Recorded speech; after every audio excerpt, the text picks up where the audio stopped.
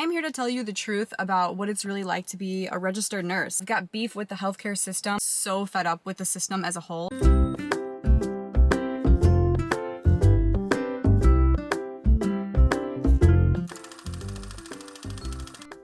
We are back with another honest, authentic, therapeutic car rant. My absolute favorite kind of talks, my favorite kind of videos. I know that nursing may seem super glamorous with all of your nurses and their cute little fig scrubs and their fancy Starbucks drinks and their nice cars and their cute little stethoscope, super cute in the shape of a heart. But I am here to tell you the truth about what it's really like to be a registered nurse. I say this not because I want to be super negative or scare anybody who is watching this video, but more so just to shed light and bring awareness to the real life struggles of what it's like to be a registered nurse and to even work in healthcare period in 2024. It's not easy, and y'all, I just got off my little 12-hour shift work week. I don't know why I say a little, but I just got off my work week hiatus and I have so much to say and so much to get off my chest right now. I've got beef, y'all. I've got beef with the healthcare system as a whole. I'm so fed up with it, and I just want to really just call it out, kind of, because there's a lot of people that watch my channel and they're interested in nursing, and I almost feel like a due diligence to tell people what it's really like to be a nurse, because I think nursing is really, really over glorified sometimes. And let me tell you that this job, although it has its moments and it can be very rewarding,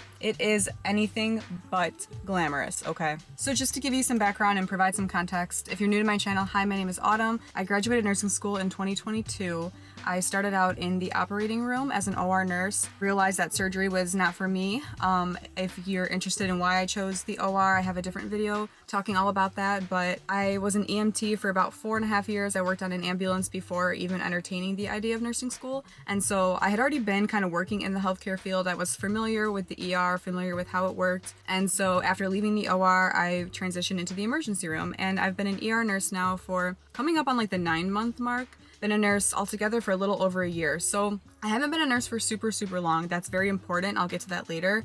But I have worked in healthcare for quite some time now. And overall, I am just so fed up with the system as a whole. Not only did my camera die, but it's kind of hard to figure out how to angle this, so just forgive me for that. Yeah, I'm just fed up with the system as a whole. It seems like healthcare, and I use that term healthcare lightly because sometimes it seems like the absolute very last thing that we're doing is caring for people's health. But the direction that it's headed, at least in 2024, is not in favor of the registered nurse. Actually, I would argue that it's not in favor of the nurse at all. It is expected that by 2027, there's going to be another huge resignation in the area of nursing as more and more nurses decide to leave the bedside. And for good reason too. Nurse to patient ratios are out of this world. They have high levels of acuity in the hospitals, little to no staffing, no help. I mean, at this point, I'm just considering hospital nursing altogether to be very dangerous. I think that every day, nurses are at risk of losing their license more and more. And this is not an issue with just understaffing. It's not the nurses' fault. Please don't come for the nurses. Don't blame us, you guys. Altogether, it's a hospital administration problem. And I don't even know that your nurse managers or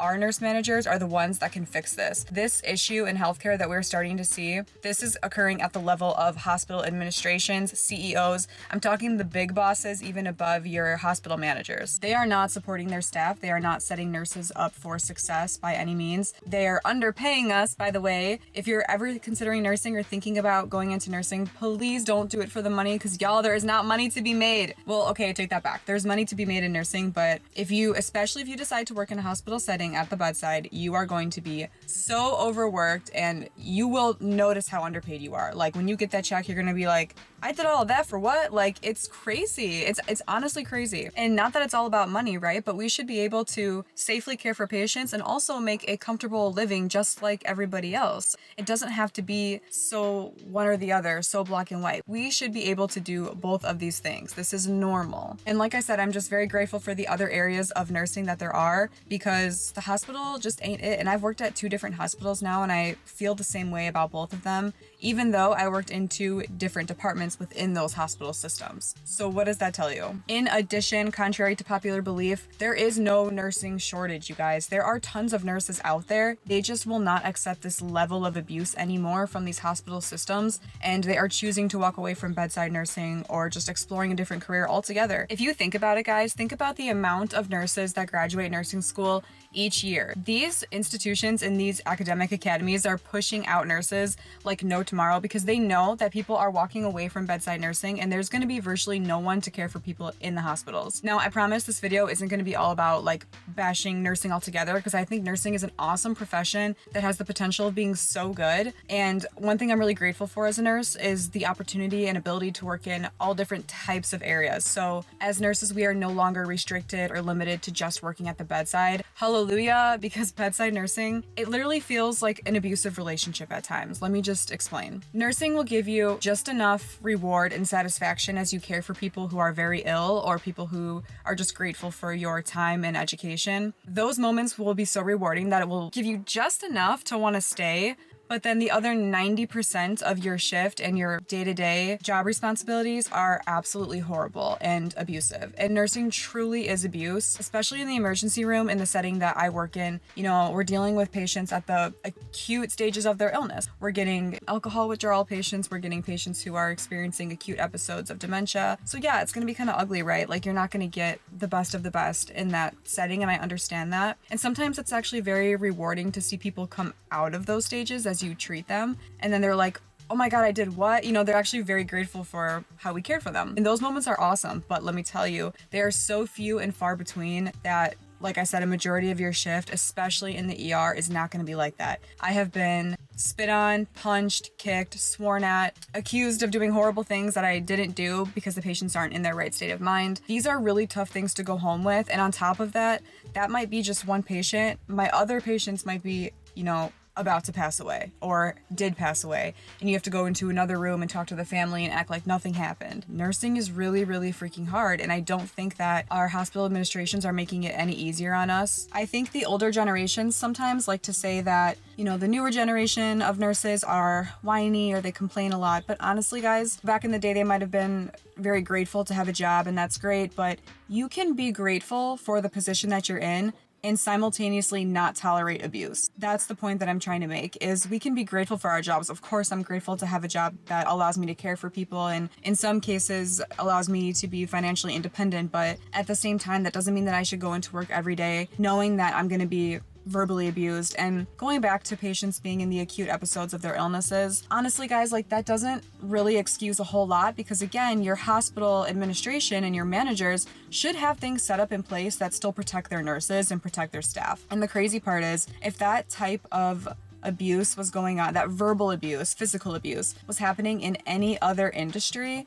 it would not be tolerated. I cannot just walk into a restaurant or a grocery store and start swearing at everybody and calling them names and acting a fool without being kicked out. I mean, they would not serve me. But in nursing and in healthcare, for some reason, you are expected to just tolerate it. They will tell you, well, that's just how nursing is. Well, no, that's wrong. And if that's going to be how nursing is, then we have to have things set up in place that make us feel safe to be able to do our jobs. And one thing I'm very sick and tired of hearing is, but you're a nurse, you're supposed to care for people. Typically, people who are drawn to nursing or healthcare in general, they are naturally empathetic people, right? And so the healthcare system loves to prey on these types of people because they will make you feel guilty for wanting to leave a job. They'll hit you with that exact line of, but what about the patients? Like, well, if you really cared about the patients, you would A, properly staff us, pay us more, give us, you know, logistics and policies put in place to help us do our jobs safely and effectively. I mean, it's no longer about the patients, you guys. It never truly has been. I don't want to come for Big Pharma and say that they're all horrible, because they're not. But at the end of the day, the pharmaceutical industry is a billion-dollar industry.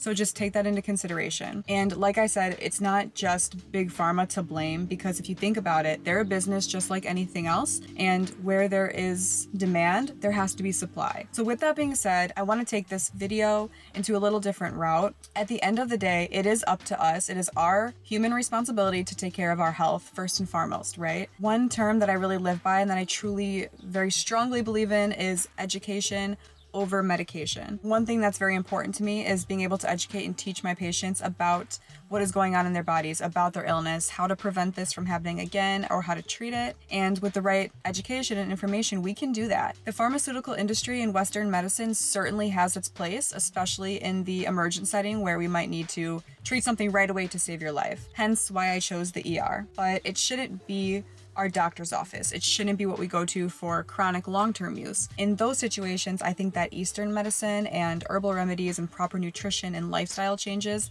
has a much stronger place in our lives versus traditional Western medicine. And before you guys say that functional medicine is just a bunch of, hippy-dippy stuff, it is not. Let me actually give you a little piece of information. This is so interesting, but a majority of medications that are used in the hospital and in standard medicine are actually made from plant derivatives. If you're familiar with the medicine digoxin, this is a medication that is often used in the hospital setting. It can be used to help slow the heart rate and increase the strength and contractility power of the heart so that it can pump more effectively at a slower rate and doesn't have to work as hard. Well, an active ingredient in digoxin comes from actually a purple foxglove plant called Digitalis purpurea. It was known in English folk medicine as a very potent poison, yet was later found to be a very effective remedy for congestive heart failure. Today, doctors use Digitalis leaf and certain chemicals from it to increase the strength and contractility power of the heart. I really and truly do not believe in the way that primarily the United States uses standardized medicine to treat people. And if I can help it, I would love to make this channel more so about holistic health and nutrition, because I do believe that integrative medicine and functional medicine is the way of the future. That is how we treat chronic problems. That is how we prevent these diseases from manifesting in the first place. And yeah, I just really want to make it a goal of my channel to educate over medicate. And I wish from the bottom of my heart that I had more time in the hospitals to spend with these patients and spend with these people talking about what's going on and educating them on alternative forms of medicine. But honestly, in the ER and in the hospital period, there is no time for that. Everything is so task oriented. I mean, it feels like you're not even really nursing at times. Sometimes it feels like you're just doing things like giving an IV, putting a Foley in somebody, or getting warm blankets or getting snacks. I mean, half the time I feel like a waitress more than a nurse, all while simultaneously getting verbally abused constantly throughout the day. With that being said, you guys, I just want to take it back to our roots, our core roots as human beings, which is to care for our health through lifestyle changes, proper nutrition, etc., etc. I'm very curious on your thoughts about this, if this is something you've ever contemplated or just thought about in general. Maybe you're a nurse and you're also kind of fed up with the healthcare system, or you have your own opinions on it. Please share those with me, because I'm so curious to hear what other people are thinking and saying about this. I personally feel that this is a huge issue in the world that we live in today, and I don't want to see people sick ever. I hate it. I honestly hate being with sick people. I wish I could see people before this stuff happens, So with that being said, there is a very close tie to both Western and Eastern medicine, and I do believe that there's a place for both, and they can actually both be used interchangeably, maybe even at the same time, as long as it is approved by a competent healthcare provider. If you are curious about how to treat illnesses, how to cure diseases through proper nutrition, lifestyle, and functional medicine, please follow me. I would love to share more about this on my channel. I have so much knowledge to give. I'm currently getting certified in holistic wellness. So yeah, I'm here for you guys. I'm here to help you become your healthiest versions of yourself.